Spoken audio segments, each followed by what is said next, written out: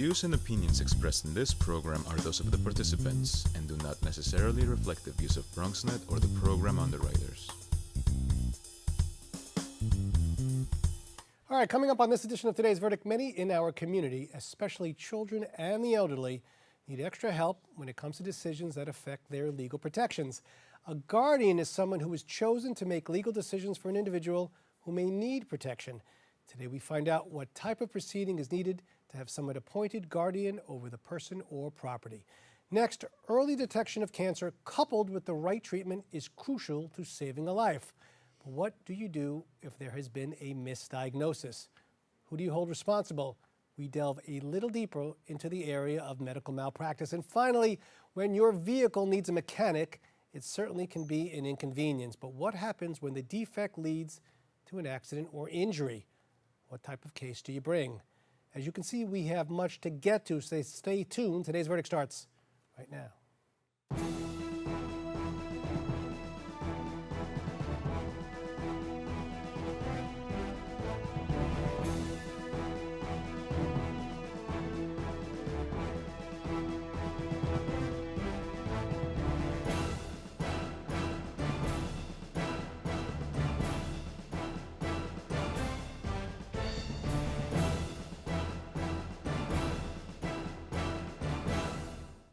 All right, hello and welcome to Today's Verdict, the live and interactive show that gives you your legal rights and options.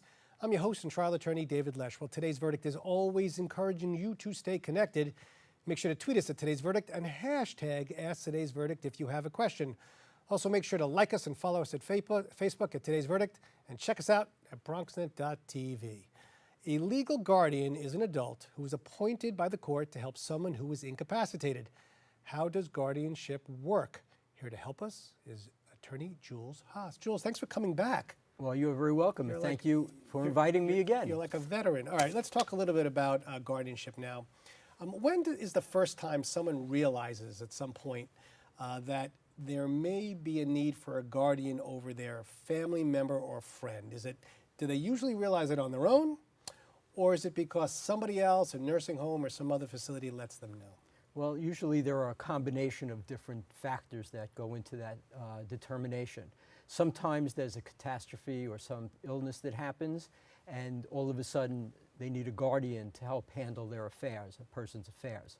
Sometimes they just sort of realize it as a progression. They'll see a family member, a parent, or another person start to diminish in their capacity, and their affairs start to become unraveled, and they'll realize it incrementally. They'll see that their banking is not handled right. They'll see that their personal care is not being handled. And then all of a sudden they'll say, well, look, we need to deal with this. And there's also another circumstance. Sure. Sometimes because of what's happening in the family dynamic, they'll say, hey, look, my other family member seems to be taking advantage of my parent, my brother, my sister, somebody else. Now, it's interesting you say that because there are really two different facets here. There's guardianship over the person, right? That's correct. And there's guardianship over the property. That's when we're talking about money here. That is correct. What's really the difference? Talk to us a little bit about it. Well, the difference is really apparent. Guardianship over the person is the ability to make decisions with respect to personal care, where someone's going to live, the type of treatment they're going to get, medical treatment, those types of things with respect to your person, okay? Guardianship over the property really deals with property, assets, financial affairs, applications you may need to make for various benefits. Now, can you get ahead of the guardianship process by creating something early? Maybe it's a will, maybe it's a healthcare proxy, maybe it's a living will, something. Is there something you can do to get ahead so you know in the future, well, I may have the onset of early dementia. I better get ahead of this and put something in writing, or is that not possible? Sure. It goes into what we call the estate planning package, and these are called advance directives. A will really isn't an advance directive because obviously a person's deceased, but an advance directive would be something along the lines of a power of attorney, right? A healthcare proxy, certainly, right. Maybe a living trust, but things that people can use during their lifetime where they can give someone else the authority and ability to make decisions for them with respect to their personal care and also their property management before they get into a situation where a court has to intervene and make those determinations for them. All right, Jules, let's say they haven't done that. So unfortunately, we're in a situation where now someone ends up in a nursing home, or maybe there's not even family around. All right, so nobody really knows what's going on with this particular individual, but the nursing home is petitioning for a guardian. How do they do that? What do they do? How does it even begin? Okay, well, if a nursing home is, well, I'm just going to talk generally about petitioning for a guardian, the general process. The process is this. You file an order to show cause and a petition, which is really the most important paper, with the court, the Supreme Court. And the jurisdiction is going to be the county where the person is residing. The petition is going to be like a little story. It's going to tell all about the person, the alleged incapacitated person, the person we refer to simply as the AIP. And who gets notice of this whole process? The notice is going to be to various people. Number one, it's going to be to their presumptive distributees. In other words, their next of kin, whoever else in the family that would benefit from their estate if they were to die. Also, if there's a nursing home, if there are other people that might be involved, those are the people that are going to get notice. The order to show cause and petition is filed with the Supreme Court. It's reviewed. The judge signs an order to show cause. Whoever is petitioning it then is directed to serve papers on all of those interested parties, and a hearing date is set. Okay. Usually within statutorily 30 days. Now, in those papers, is there any type of independent party or someone who's appointed to maybe do some investigation to help the court really come to some conclusions? Yes, typically the court will appoint someone called a court evaluator, and that's a person appointed by the court to basically investigate what's going on. Usually it's an attorney. It's not an investigation like the FBI would do, but they would go out, they would meet with the AIP, they would meet with the family members, they would try to interact with some of the medical people that may have helped the AIP or been dealing with the AIP. How about the financial records? Can they get those? They can get all documents? the financial records. They would try to see what's going on. And what they will do is they will then write a report to be submitted to the court in connection with the guardianship hearing, which will provide all of this information and also provide the judge with various recommendations. Now, what if this alleged incapacitated person is in, I don't know, a facility, in a wheelchair? Do they still have a right to be at the hearing? Does the nursing home have to make sure that they're at the hearing? How does that work? Okay. One of the jobs of the court evaluator is to determine whether or not the alleged incapacitated person can responsibly participate in the hearing. The courts take the position that they always want the AIP, the alleged incapacitated person, to attend the hearing because they will be losing certain rights. It's not really like a criminal proceeding where you're putting someone in jail, but you're taking away their rights. So the court, unless the court is shown very specifically otherwise, the court wants that person in court to see them, and the court will speak with them in the court hearing. Okay, so now we have the hearing and it's concluded. What does the judge want to do? Who is the judge trying to appoint, and how does it work, really? Okay.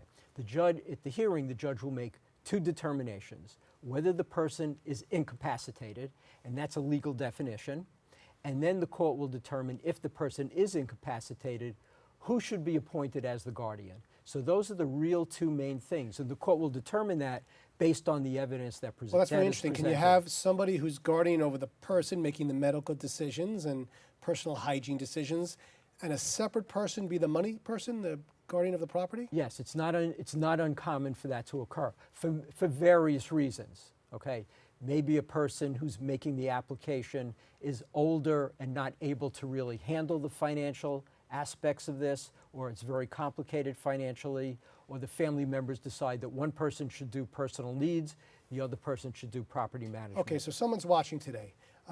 They don't know what to do. They have a family member who doesn't seem to be listening to them, wandering, leaving the house. You know, it's getting a little dangerous. What would you tell that person right now, the person who's watching and is looking for some tips as to what to do? Well, I think the person needs to first make their own assessment as to the level of capacity that that person has. You can't just do a knee-jerk reaction and say, okay, I'm going to have a guardian appointed, because again, the court won't appoint the guardian unless that person's incapacitated. But what they should do is try to explore what that person's abilities are to see if that person has the ability to make decisions to do advance directives. Okay, and most importantly, where do they find you if they need to contact you? They can find me on the internet, Okay. all right? They can Google me, Jules Haas. All right. All right. They can go to my website, juleshaasattorney.com, and they can call me at 212-355-2575. Well, thanks for coming back. You come back another time, right? Absolutely. Anytime. All right. We have to take a quick break, but don't worry. We'll be back with more Today's Verdict right after this.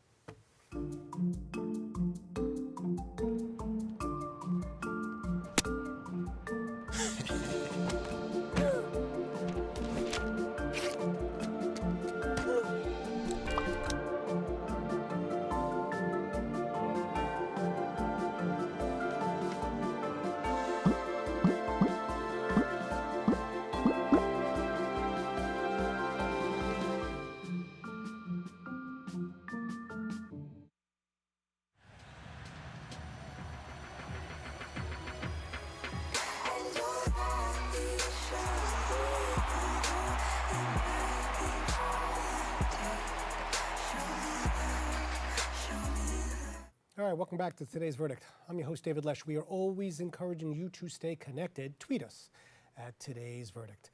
Cancer remains one of the top common causes of death in the United States, but with early detection and proper treatment, many lives can be saved. Unfortunately, cancer misdiagnosis and mistreatment is always a threat. Here to tell us more is one of New York State's best trial attorneys. We welcome attorney Robert Jennis to the show. Robert, I know you as Bob, but I know how good you are, and we're very honored to have you here today. Cancer is a tough subject to discuss, especially when it comes to misdiagnosis. Let's start a little bit from the beginning, and we have a patient who enters a doctor's office. Mistakes can be made immediately. Let's talk about some of the things that happens when a new patient walks into a doctor's office thinking, I think I may have a problem here, and things the doctor doesn't do and shouldn't do. Okay. When you think you may have a problem, make a written list in advance because you're going to forget things, you're going to be nervous. Also, try to bring somebody with you, particularly if English is not your first language. Bring somebody who speaks English because you're going to be nervous. And when a doctor starts to discuss things with you, you may not remember what the doctor is saying. So it's nice to have that extra set of ears there too. Okay, so when you're in there, you're in the I don't know, sometimes they put you in exam rooms, sometimes you're there in just in a little office. What are the types of things that the doctor's supposed to be asking to make sure that all the information is there before he can make any preliminary diagnosis or something going on here? Right off the bat, is there a family history of cancer? Any changes in in how you're feeling? I'm tired all the time lately, or just other different changes in behavior. Any growths? Any changes in your body? Is there a lump? If you're a male, how old are you? Or anybody for that matter, how old are you? Because certain cancers are more prone at a certain age. Do you immediately say to the doctor, if you're the patient, by the way, because obviously you're going to have to volunteer some information. There's some things can get a little embarrassing, in terms of, family history or different things. There's also, whether you have certain tendencies to either smoke. Some people don't want people to know you're a big smoker, which may lead to something, let's say, like lung cancer. What do you say to the patients or people who go in there? Just tell everything you possibly can to the doctor? Yeah, tell the truth because the doctor needs to know the information to make a proper diagnosis. So if you have a history of smoking, okay, that's an important factor. They may want to do a chest x-ray to see that you have lung cancer. If you're a woman, if you've noticed anything when you're doing a self-exam, that you have a lump on your breast. If you're a male, are you having any kind of, when was your last PSA test taken, for testicular cancer? Male or female, is your diet changing or your bowel movements? You might have colon cancer and you won't know this until you say certain things. You might just think, oh, I'm a little constipated or I'm a little irregular. You may not think anything of it, but it can be important. Okay, Yes. So now you're in the exam room. I get the doctor starting to check you out or look at you. Are these exams 5 minutes, 10 minutes, longer? Should they be longer? Is there something that you have in your experience, really? It depends on the doctor. Look, I think the good doctors spend time with you in terms of A, taking a proper history, and B, in terms of the exam itself. Some of the doctors, they're looking to make money, and it's an assembly line, and they're going fast. Okay, tests. We know how important they are. What type of tests are there out there that could help somebody or help some type of early detection? And then we're going to talk a little bit about when the doctors don't perform the tests they're supposed to perform or don't read the test correctly. So let's start with the tests, really. Okay, so tests. For example, is it something that you want to look at labs? In other words, blood and urine. That could tell you a lot about yourself. Other kinds of tests. It could be an imaging test. X-rays really are very limited value. You might need an MRI. You might need an ultrasound. CAT scan. There's different types of CAT scans. There's different types of MRIs. These tests are expensive. Very. But that's hopefully you have insurance that covers everything. Right. But even Medicaid or Medicare will pay for things They if you will. don't have a lot of money. All right, so there's not an excuse for a doctor can say, well, they didn't have the money to pay for this particular test. I didn't send her for the extra mammogram or something else. There's always resources there Yes. in terms of tests. Am I correct? Correct. All right, so now specialists. Is there a duty or responsibility? Does the doctor have to send them to a particular specialist, or can a doctor just say, don't worry, I'm the cancer guy, I can do it all? Yeah, that's, I can't tell you how many times I've heard from people, we're just going to watch the situation. We're going to take a look and come back in 6 months, and now you can't get back those 6 months back. Ask immediately for a specialist for a recommendation. But if the doctor doesn't know good people, look up, you have the internet now. Do some homework. There's the Best Doctor book, New York Magazine. There's other things where you could try to get top doctors, or look at a top hospital and see who they have and look at their credentials. And by the way, there are stages in cancer, am I correct? Yes. And so it's so important to get it as early as possible so you can do certain things. And isn't that where sometimes the malpractice leads to? Absolutely. All right. So that's your deal, all right? So that's your specialty. Let's talk a little bit about malpractice when it comes to the cancer patients that you have represented. Maybe you could talk to us a little bit about it. Sure. Right off the bat, as you said, the earlier you get it, the earlier and the better the chance of a cure or a good prognosis. The later, it's like running a stop sign. And let's say it's colon cancer. They're doing a colonoscopy. Either they see the tumor or they don't. If they don't see it and it's there, they ran the stop sign. So how large is it? Cancer cells have what's called a doubling time, growth rates. So every day that goes by, that cancer is growing. So you want to make sure that the doctor is sending for the appropriate testing, doing it as quickly as possible so that you can get treated and diagnosed soon as And just possible. so the viewers know off the bat, there are different time limits that you have to bring these lawsuits or actions against doctors. Am I correct? Yes. What are they? Okay, if it's a municipal hospital, let's say Jacoby or something like that, you have to file a notice of claim within 90 days, and the statute of limitations to start a lawsuit is a year and 90 days. If it's a private hospital, Montefiore, Bronx, Lebanon, you still have to file a lawsuit within 2 years and 6 months, unless it's a death, in which case you only have 2 years. So the quicker you find out there's been any kind of malpractice, the quicker you can get to you, and the quicker then you could then file the lawsuit to get this, to make sure that the time starts, correct? Yes. And also one other thing I'll throw Sure, at no, you. please. Some of the hospitals get federal funding, like for example, Bronx, Lebanon. Then it's a 2-year period. You have to file a special claim in federal court. All right, so there are a lot of time limits that you have to get to. All right, so now you're in the trenches, okay? Because that's what you do. You're in the middle of it. You're in a trial. What are you looking for? Is it cross-examination of the doctors? Is it really your own client and the testimony? Is it a combination? What are you trying to portray to a jury, really, doing this type of work? To me, it's a combination, but the key thing is my questioning of the defendant doctor that I'm suing. Right. I like to put them on the stand as the first witness, because once we get them to admit what the standards of care are, and standards of care exist for the benefit of the patient. They're not there for the benefit of the doctor.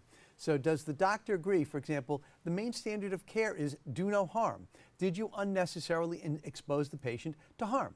And we agree that you're never allowed to do that. Okay, what was done here that could have prevented all of this? And you put that witness on immediately. Yes. Do you then have, hopefully he is still alive, do you have the client on usually next? Do you clean up with the client in terms of like the last person on, or does it really, it's not always the same? Every case is different. Sometimes some people are better witnesses than others. Doesn't mean they're more honest than others, but they're nervous, they're scared. It's scary being a witness at a trial. Does it seem to you that, certainly in the Bronx, that the Bronx juries are sympathetic to these types of cases? I think Bronx jurors, like all jurors these days, are very cynical and skeptical. I think you really have to prove your case. Okay, where do we find you? Me, I'm right here in the Bronx at Fordham Plaza. You can go sonangenis.com to my website, 718-561-4444. Perfect. And you're coming back, right? Yes. All right. We have to take another quick break, but don't worry, we'll be back with more Today's Verdict right after this.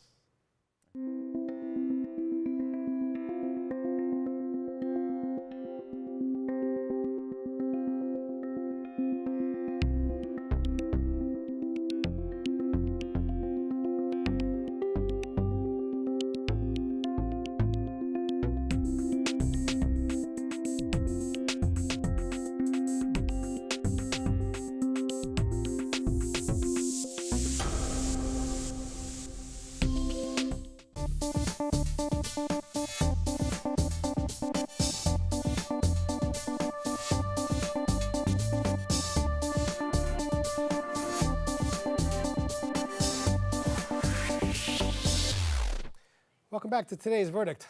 I'm your host, David Lesch. We are always encouraging you to stay connected. Tweet us at today's verdict. When a vehicle causes an injury to the public and the cause is directly related to an automobile defect, you do have the right to hold a car company responsible.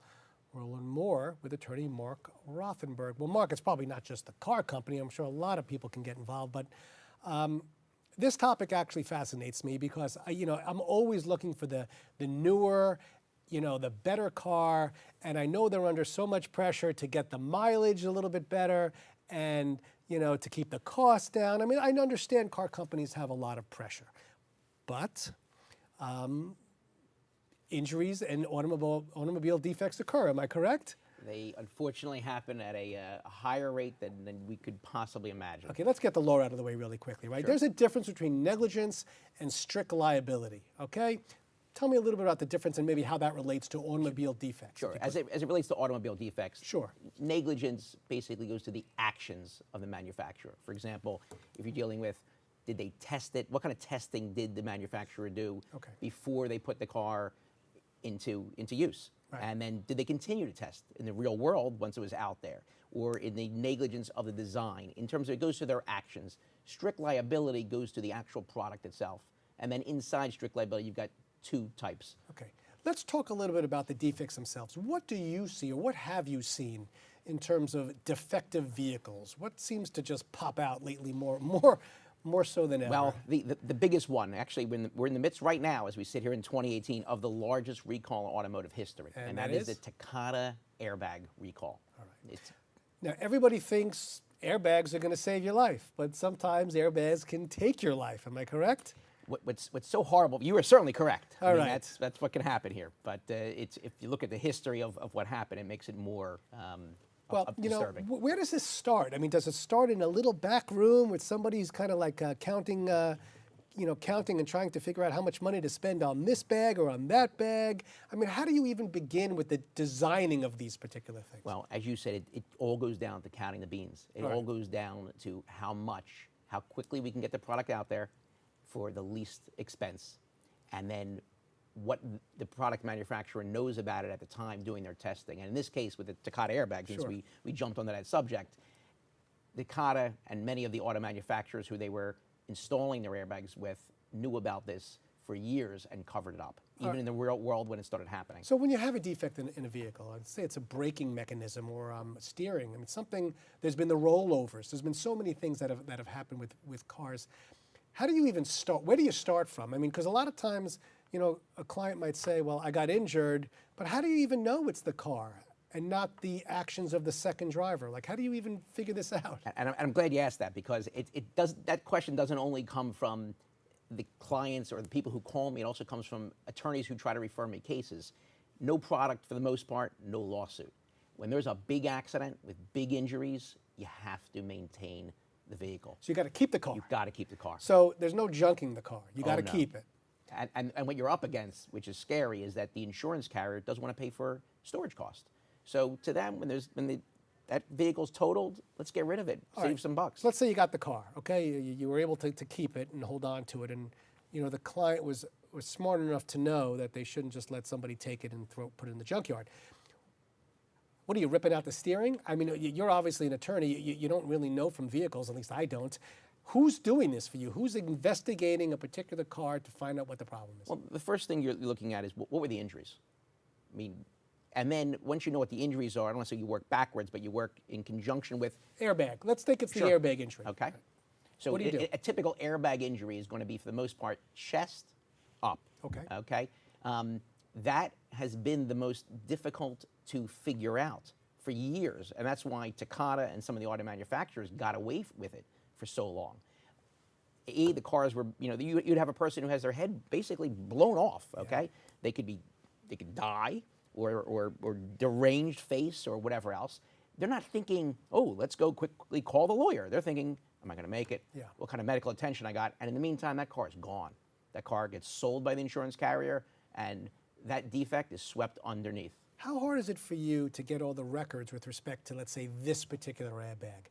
I mean, do you end up subpoenaing different, actions throughout the country? Can you call up Ford or wherever it is and just say, oh, by the way, can you just send me your records? I'd like to see what your history is with airbags. Doesn't work that way. You can try it, but It's not gonna you're not happen. getting a phone call So how do you back. do it? Where do you get all that stuff? Because there are not too many attorneys who do this type of work because of the amount of work that's involved. Tell me what is involved. Sure. It's not just the work; it's the cost involved also. It's a mammoth, undertaking to investigate and then prosecute an auto defect type of case.